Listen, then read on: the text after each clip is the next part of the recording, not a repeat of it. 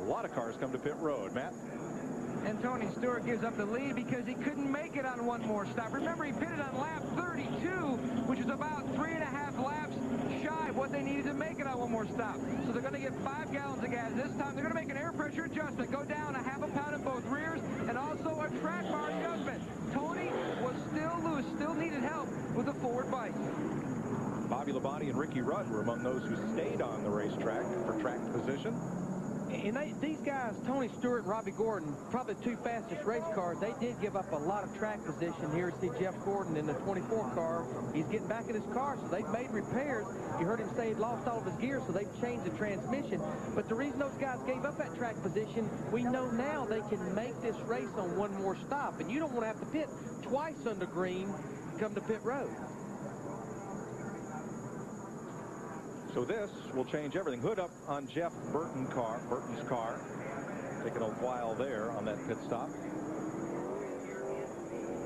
Meanwhile, his brother Ward, Daytona 500 winner, runs in 10th place here at Sonoma.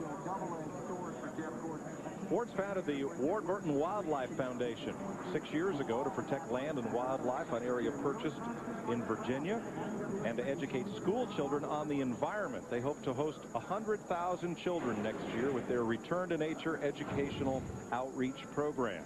For more information or to make a donation, write, call, or email.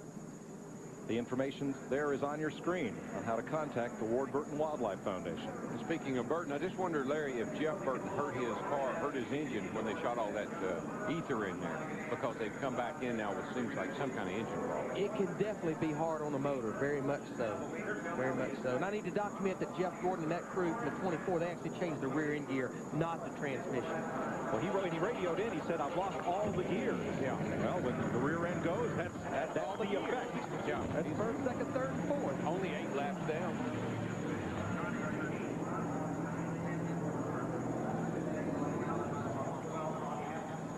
Jeff Gordon, 41st. Sterling Marlin out for the day.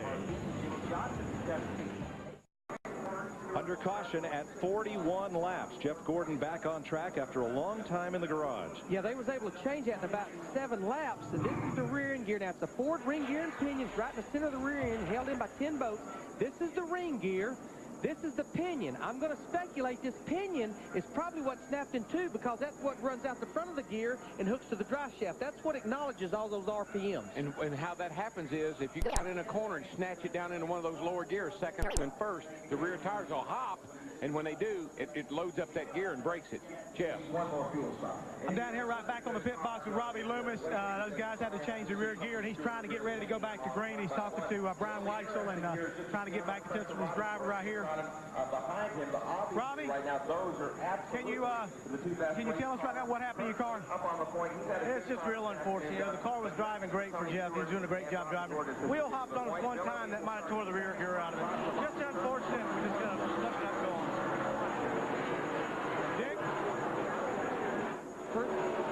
Jeff Burton has made a collection of pit stops here to try and fix a carburetor problem. They were not successful with that. They opened the trunk of the car up and tightened up all the fuel lines, thinking possibly that might have been it, but it really wasn't. Burton, engine trouble. He has dropped from 3rd all the way down to 38th spot.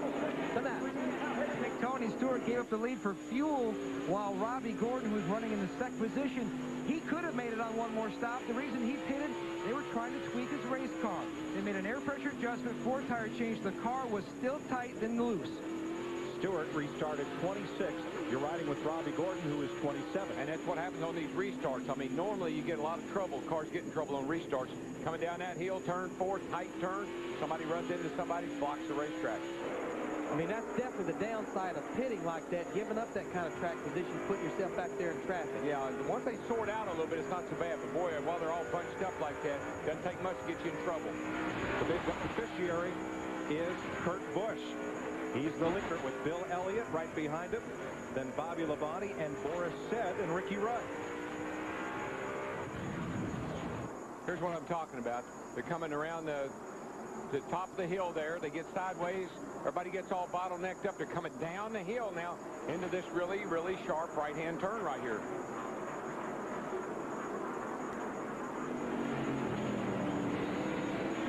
Whoa, oh, you know, you can get into something like that by no fault of your own, just in the wrong place at the wrong time. Ricky Rudd has moved to 4th, passing Boris Said, who got 2 wheels off in the dirt at turn 10. John Andretti in 6th, Mark Martin 7th, Ward Burton, Dave Blaney, Rusty Wallace. Hey, how about Bobby Labonte? I mean, he slipped himself right up there into 3rd place. Bill Elliott right there behind the kid.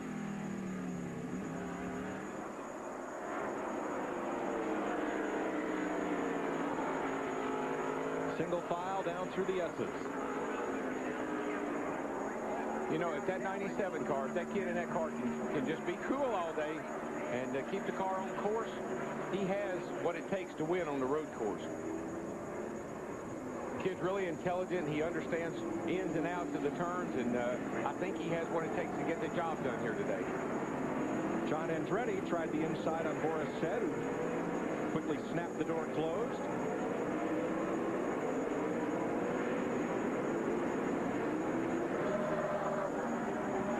A little gap between the front 4 and these 2 running for 5th.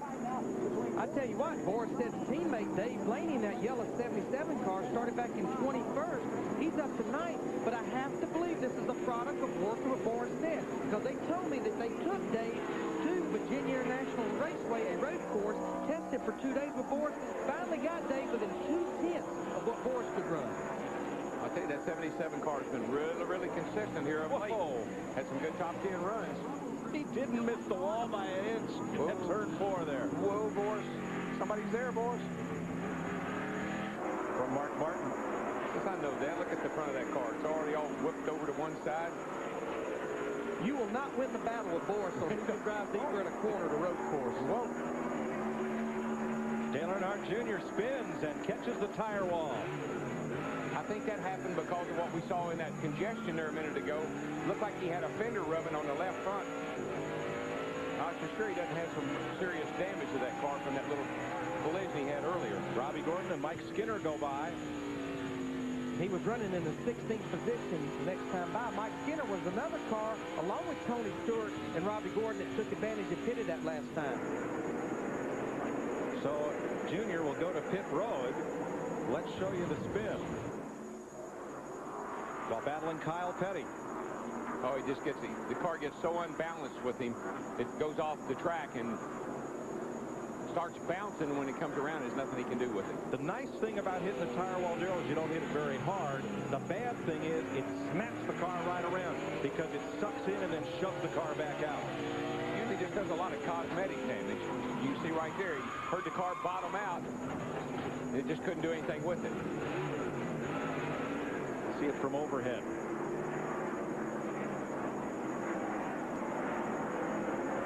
See, Junior was actually in the right spot for making the pass, but Kyle forced him up on the rumble strips.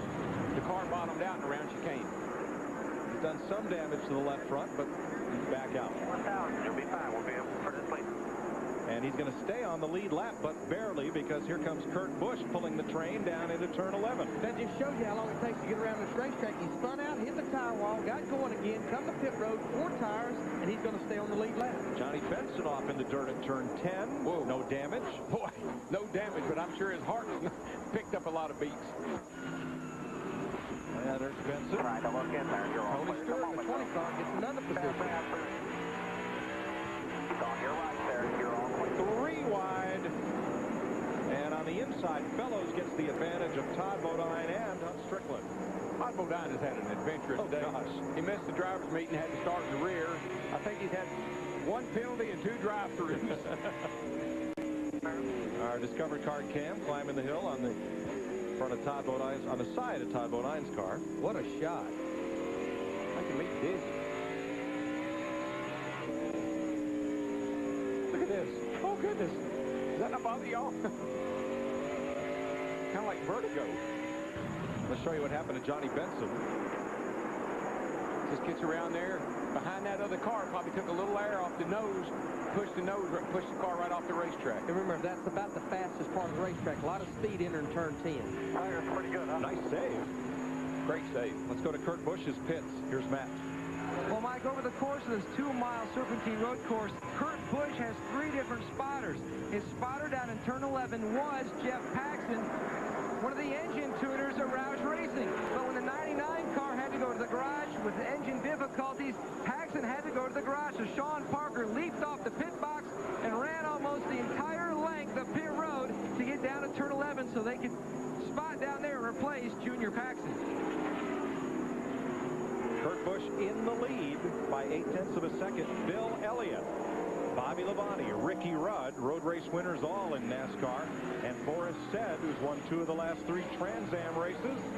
Those are your top 5.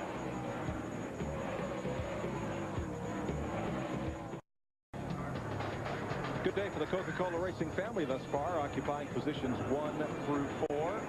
And it's Bobby Labonte of that bunch looking for his first Winston Cup road race win.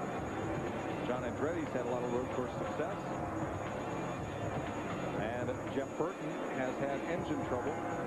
Spent time in the garage. As a matter of fact, you know, Larry, didn't you tell me that a lot of people in the garage are saying, watch that 18 car today? Absolutely. I talked to several crew chiefs, and they felt like that he was definitely going to be one of the cars to beat. What do you think, Dick Berger?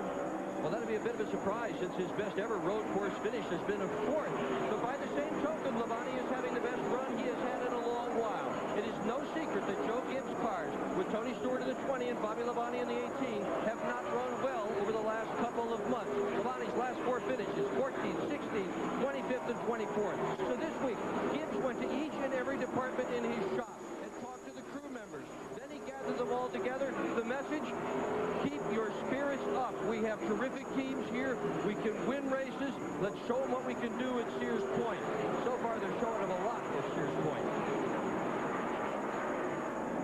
And right behind him, Ricky Rudd, who won the first Winston Cup race here. Some say he won 2. He was the first driver to complete the distance here several years back, but did not get the checkered flag because of a last lap altercation with Davey Allison. In the 28 car. Right. You know, what I like about coming here, Darrell, is we don't hear any complaints about aero. We don't hear aero push. It's all about handling, shifting. Yeah. You know, all the makes are up there competitive. It's about equipment and driver. Yeah, mostly here you'll hear the drivers say, you know, I could do a better job. Mark Martin trying to do a better job than John Andretti on turn 11, but Andretti gets the whole shot off the corner. Just getting that forward bike there, get that good shot off the corner. Now, Mark won't get another chance to pass him until he get up to turns 4 and 7, or again back down here in turn 11. You know, we heard a lot of teams talking about wanting to bring new cars here. Jeff Gordon in 24. This is the same car that Mark Martin sat on the pole and won the race with here in 1997. I look back through the top 20. And 20th. Whoa, Robbie Gordon locks it up. He's off the course. He's overdriving his race car right now. Outside here. Outside. You see down to 20, almost 25 miles an hour on Fox tracks, and cars continue to go by him. He's losing more and more position. Can't overdrive your race car just because you're back in the field. Yeah, that's so easy to do. He's coming up the hill. That's what he was doing. He just got too much brake. Cars just jumped. Now, You're really going to have to be patient here. Be patient. Probably watching these guys, like Richard said, they're a lot better than him. So we'll just be patient. We'll be good here. Robbie Gordon, you heard Richard Childress and Robbie Spotter, Tim Overby. Tim Overby talking to him, telling him, look, we got a long way to go. We're not even halfway yet. You just have to be patient with these other race cars. You're much faster than them right now. Let's see this again and see how upset this car was. What he does, he just gets out of the groove just a little.